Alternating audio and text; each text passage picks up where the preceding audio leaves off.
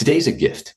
It truly is a gift. If you can look at it that way, and then recognize that a lot of people did not receive today as a gift, right? So what can we do to honor those people? What can we do to honor ourselves? And what can we do to honor the day? And in my mind, it is just to live, to make the most of the day. And how do you make the most of the day? By doing what's most important to you with the people that are most important to you. And so, the punch today in the face is kind of a metaphor for me. I want to get today's attention. Today was personified. I want them to know that Ray was here, and if you've ever been punched in the face, that kind of gets your attention.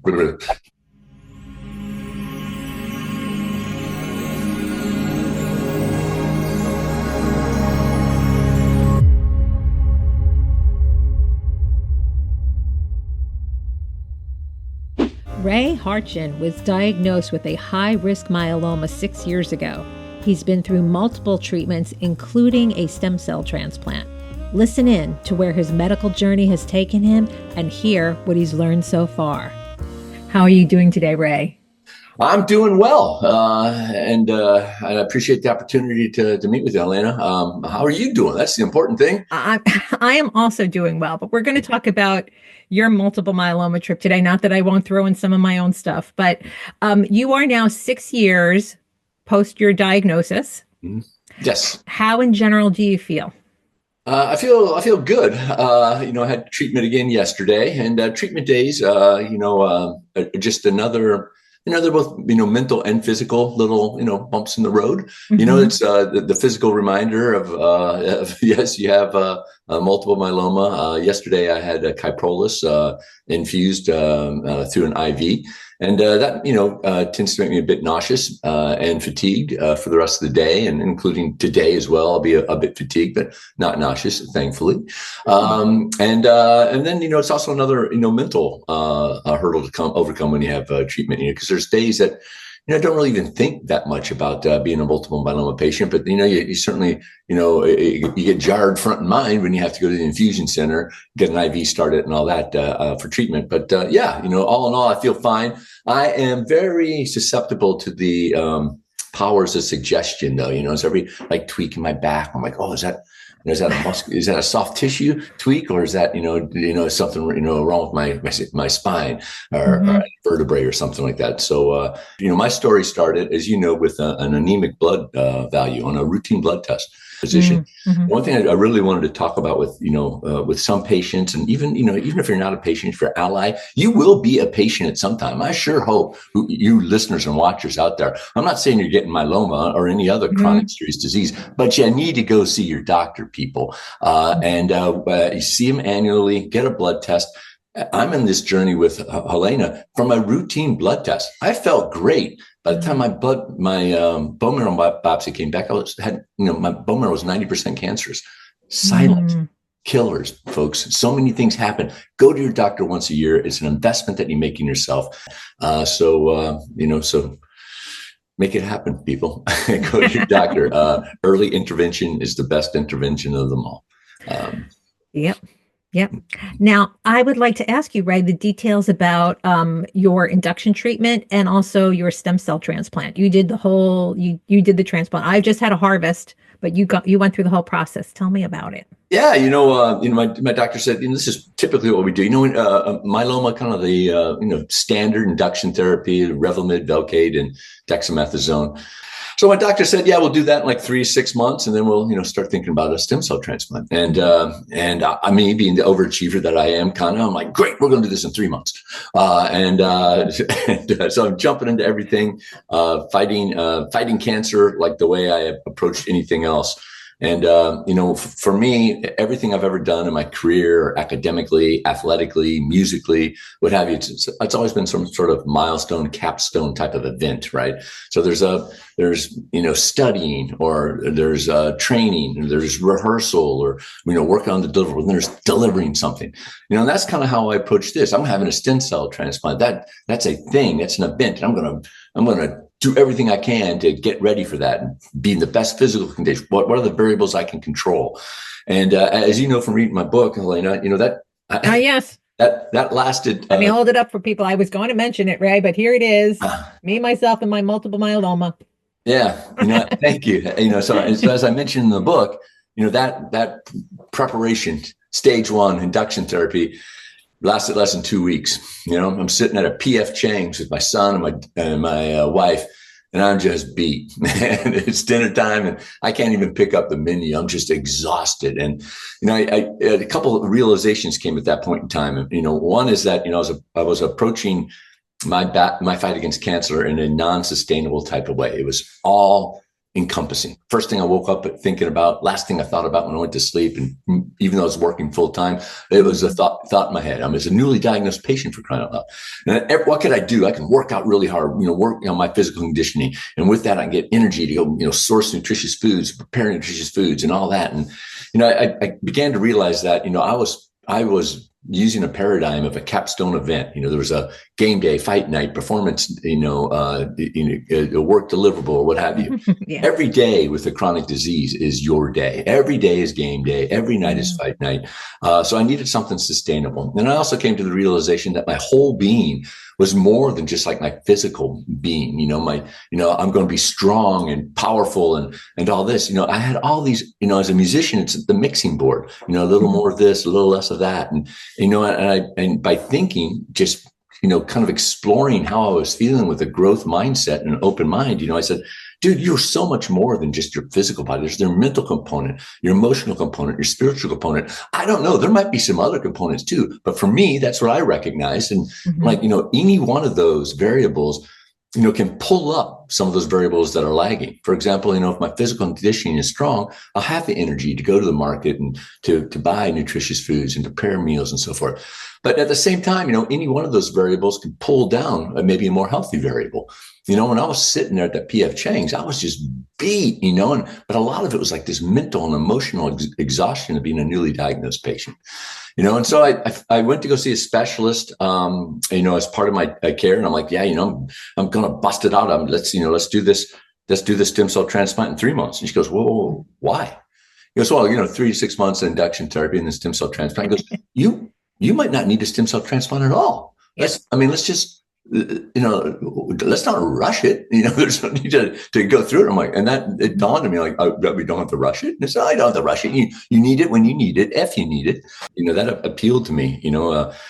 For me, I have a fight against cancer. There's a lot of patients out there have a journey against cancer, and I think that's kind of the way the communities, talks about it a lot, because a fight, metaphor, tends to suggest that there's a winner and a loser. And anybody who's ever been to an infusion center and seen people, piped up to IVs, dealing with cancer knows that there's not a single loser in that room.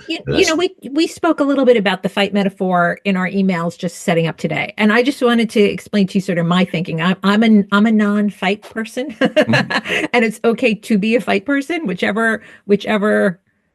Just because I'm a non-fight person doesn't mean I'm going to live any longer. But the reason I don't embrace the fight metaphor and don't think about it that way is I sort of look at it as like, I've got a body that's made up of about give or take 37 trillion cells. You can have more, you can have less. And this isn't even the bacteria that lives in us. This is just the cells that are what we would consider us. Yeah. And I don't feel like I can mobilize, if I'm thinking about it, to the extent that my thoughts and my feelings may mobilize something in my body. I don't feel like I can mobilize the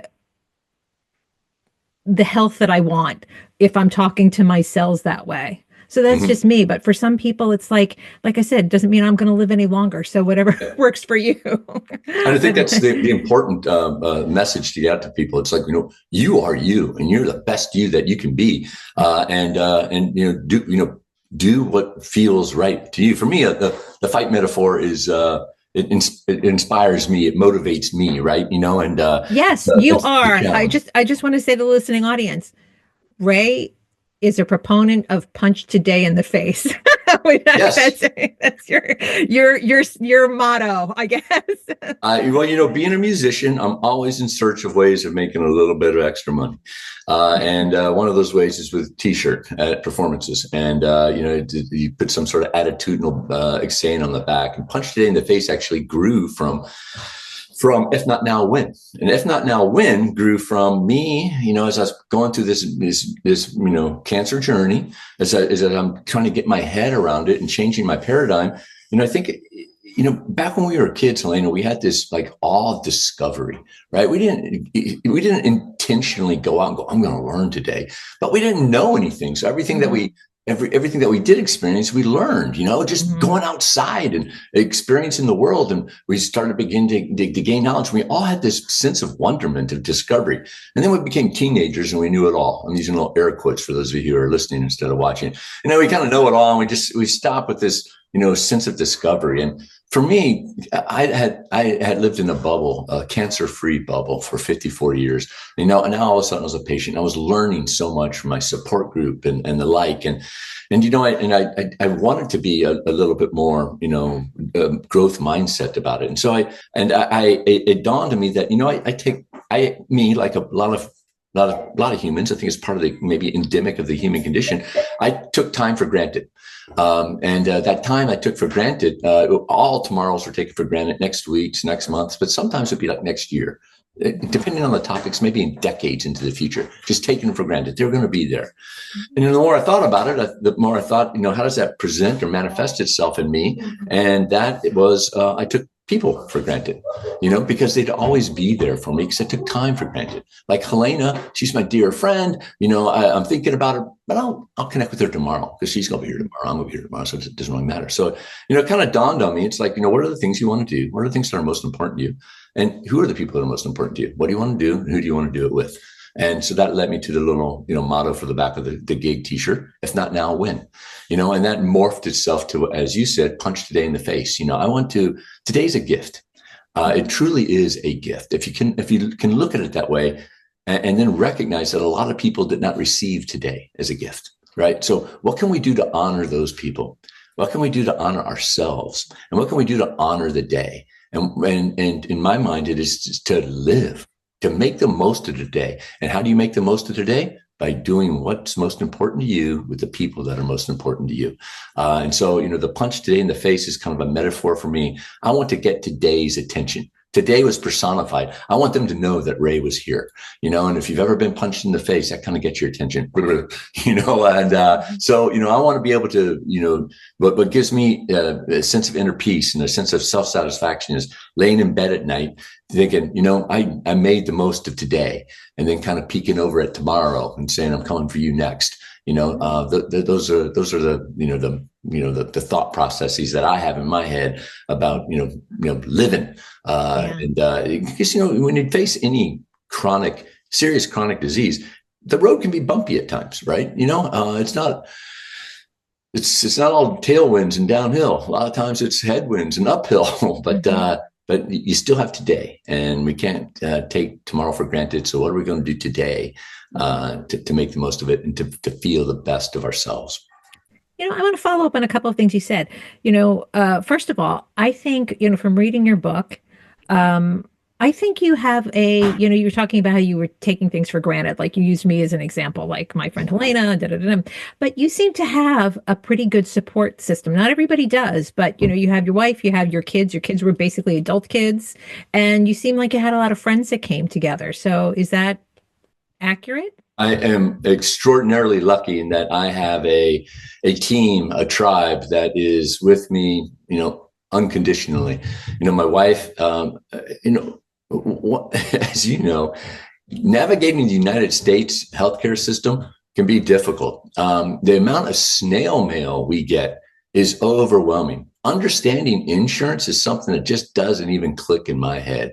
And, you have all this correspondence with healthcare providers, the payers, the insurance companies, pharmaceutical companies, and the like. It can be daunting. That's just correspondence, people. Then there's medical appointments, there's medications, there's all sorts of stuff. I am fortunate. I have this team behind me. And, one of the things I like to tell people is, if you know of anybody going through a serious health condition alone, in particular, but even if they're not alone, reach out to them, and they first of all will appreciate it, and they probably do need the help. And I also like to tell patients, take the help when it's offered. You might not think you need help, but the people on your team need to help you. I might not need a ride to the infusion center, but I might have a friend who needs to drive me to the center. There's a lot of people out there that need to have some sort of sense of control. And when someone that they love and care for is going through something, and they feel powerless and they don't have control, and that doesn't make them feel good. So help your friends feel a little better. Accept the help when it's offered. I would say two things on that too, is like the fact that cancer ghosting like is a thing. There are people who get diagnoses of all kinds and people evaporate. And in terms of being a patient and whatever your caregivers and support system is around you, like I've said this to so many people. I've been in so many forums and done so much research that even no matter how bad you feel, and as you know, when you're going through a stem cell transplant, induction therapy, there are parts where you feel really bad, and there can be some parts later on, but you can always, always, always let your caregivers know that they're making a difference. Like even when you're weak and you really don't have much of a voice, because that's what keeps them going, and they're such an important part of your life and just getting through. They are super important, and sometimes they have the tougher job, more tough than the patient, right? And so, if you know people out there who are caregivers, ask them how they're doing, because I like to give the analogy of my wife giving childbirth. Unpleasant experience, uncomfortable, and in the moment, right? Yeah. And but I never knew how much that she could go. Where is she at her limits? For me, it's like, is she there right now? She knew, and she could go for me. Here's the person I love, and she's uncomfortable. How much further can she go along? Same type of thing when you turn the tables, right? She doesn't know where I am on my approaching my thresholds of whatever they might be. Nausea, fatigue, and what have you. And sometimes your mind can play with you. It can be a very exhausting journey for caregivers and allies as well. So check in on with people, and if you know somebody having a serious issue, check in on them. I know one of the biggest obstacles, you talked about ghosting. Quite frankly, in my mind, I think it's a lot of times people just don't know what to say. So if you don't know what to say, you don't say anything at all. Or maybe you say, I'm going to put it off tomorrow because I don't really know what to say, and tomorrow becomes next week, next month, and so forth. Just start there. Man, I learned that lesson. Just talking in group with people, because patients. I've heard people utter the comment. You find out quickly who your friends are. I'm like, I hope I never share that same mentality, because my friends are my friends for a reason. And hopefully it's not, because of my illness or their illness or something else. I just want to, for me, I give them the benefit of the doubt. They've got stuff going on in their lives that I don't know about. And so, maybe they don't reach out to me, but if I reached out to them, or, maybe they just don't know what to say, because I've done that off of silly matters, as I, recount in the book. For me, my emotional intelligence is, I hadn't even heard that word, Helena, until I want to say the early 2000s. I am emotional intelligence. Yes, I am young on my journey of emotional intelligence and the EQ out there, and I've learned a lot, and I'm continuing to learn a lot about it. I know, but I grew up with those values of calm, cool, and collected, and things like that. Not talking about your feelings. That was just the way we kind of grew up. Those are our values, and then just learning that other people have some different values. And when you're calm, cool, and collected, sometimes you're not really completely cognizant of yourself. It's certainly I think maybe less aware of what's going on with some others because of the need of being calm, cool, and collected. And so I learning about this whole EQ component and trying to understand my whole being more so. Sometimes like in group, people talk about just my fatigue. I just want to clean my house, and I'm like, yes, you do, and that's and the way you feel when you can't is very real, right? But don't show yourself a little bit of grace. You might not be able to finish cleaning your house, but you might be able to start, and celebrate that, and just like, or maybe do part, like, at least I got the dining room table dusted and some things, cleaned up in the dining room. I can deal with the living room, maybe tomorrow or whatever. But, we tend, there's a lot of people out there like me, look at that completion of stuff. But let's not forget, just celebrate getting started. I have celebrated cutting my toenails. I hope to celebrate that today, Helena, because I looked at them yesterday and needed to be cut, but I had treatment yesterday, and I'm not going to cut my toenails. I know that sounds ridiculous, but to celebrate the small things. Today, when I cut my toenails, I'm going to say, yes, I got those done. And maybe this is going to be a little while longer if they cut my toenails again. But at least that's, try to get up every morning, try to get dressed, and try to, just get started with something. I think everybody will feel, you'll feel better doing it. So, Ray, are you ready for my lightning round of questions? I love lightning rounds of questions. These are the wrap-up questions, baby. Okay. I'm hoping you're going to pick one about Van Halen, Sammy Hagar, or David. Oh, no, and there's no prizes at the end either, so I'm really disappointing you. So, what is the biggest thing you've learned from having myeloma so far? A time. And if not now, when? Punch a day in the face, do the things that are most important with the people that are most important to me. It's my biggest takeaway. And that's tied with also cancer tends to take away a lot of things. But also at the same time, if you're open to it, it adds a lot of things. And an example I will give, I know it's a lightning round. Okay. They don't have to be pithy. You can go. March 10th, 2019, I did not have multiple myeloma. I mean, I had it, just wasn't diagnosed. And at that point in time, I had a ton of roles in my life. Elena, I was a father, I was a son, I was a husband, I was a bandmate, I was a teammate, I was a boss, I was an employee, had all these roles in my life. Each and every one of them, I had these accountabilities and these goals and objectives that were tied to them.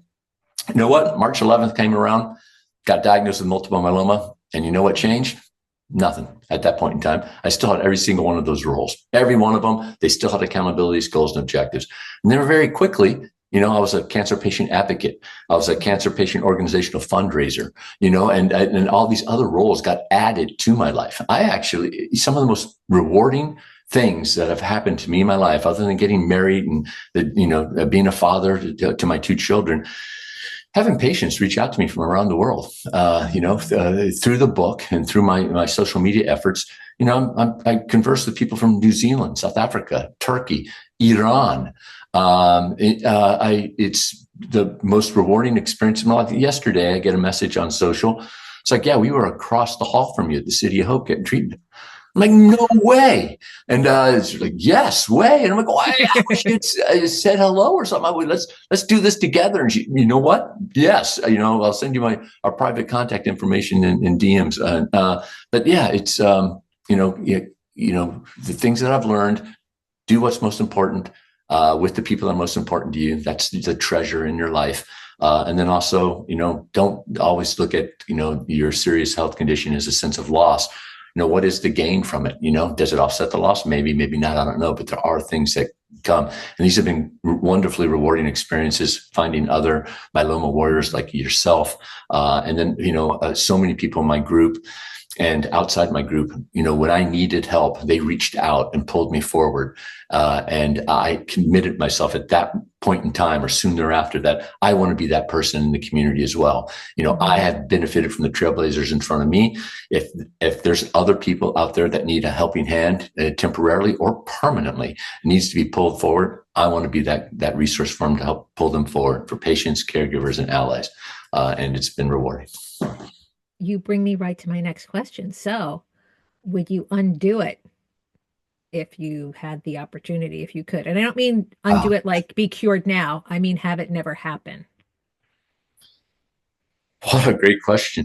I would love not to have multiple myeloma. Mm-hmm. I don't think I'd undo it because I don't know if I would have learned my life lessons without it. I would have continued on my little bubble. Mm-hmm. My fourth book comes out May 6th. That's part of all four of those books are, well, three of those books, certainly. The myeloma book is, that was directly related to myeloma, but all four of but three of the books are also related to, if not now, when, things I wanted to do. And, time's ticking away. I think I would continue to take time for granted. That would have manifested itself in taking people for granted. And the rewards that I have from, from our patient community, our caregiver community, our ally communities, been too rewarding. Like I said, I would love not to have, and hopefully one day we'll find it. This book is a fundraiser. It's my create your own fundraiser for the Multiple Myeloma Research Foundation. All net writers proceeds go to it. And, hopefully one day we'll get a cure for this and other cancers.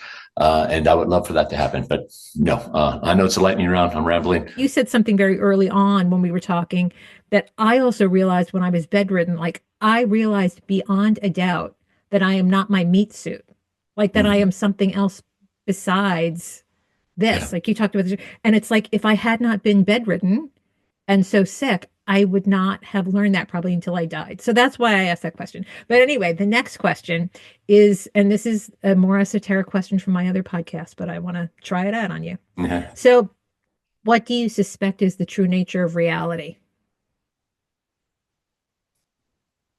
Yeah, you thought you were just going to talk about your book. No, I'm asking some other stuff. Wow. No, but the true nature of reality. Wow. If you have a guess, nobody knows. So I'll tell you that part. Yeah. Nobody really knows. That's what I like about this. There's no right answer that we know about now. I don't know the true nature of reality. And it's something that I think about a lot, like, because I love living, Helena, and I can't imagine not living.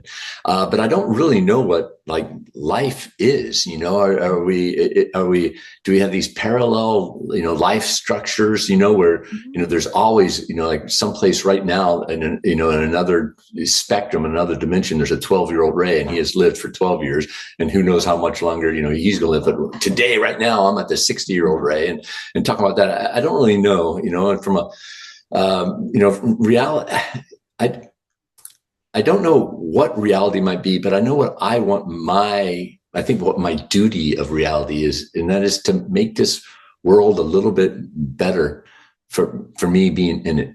And so what can I do, collectively? We're all in this together, and we live in such a weird time. And everybody not everybody, but a lot of people kind of confuse opinion for fact.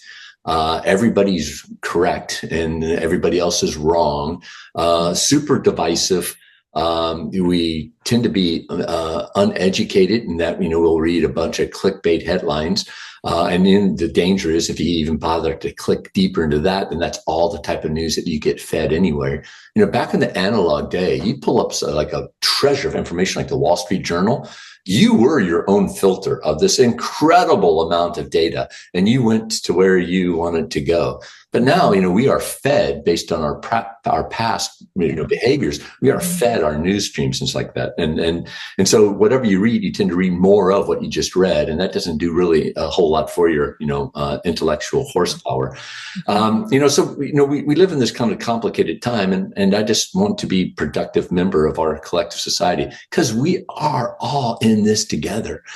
We all get something. Helena and myself, we have multiple myeloma, and who knows, we might get something else to go along with it.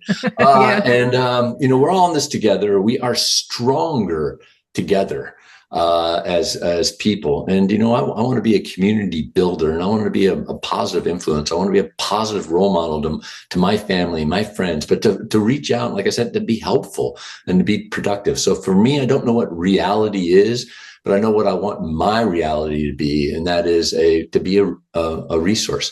There are times when I need help, and I treasure and so grateful to the people who help me along.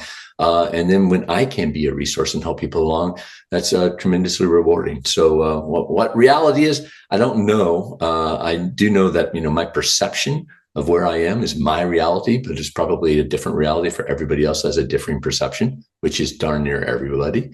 So maybe we have together we have 14 billion people on the planet, and there's 14 billion different realities. Where do they intersect? And how can I be productive in going forward, as opposed to being deconstructionist and making us de-evolve back to the cave?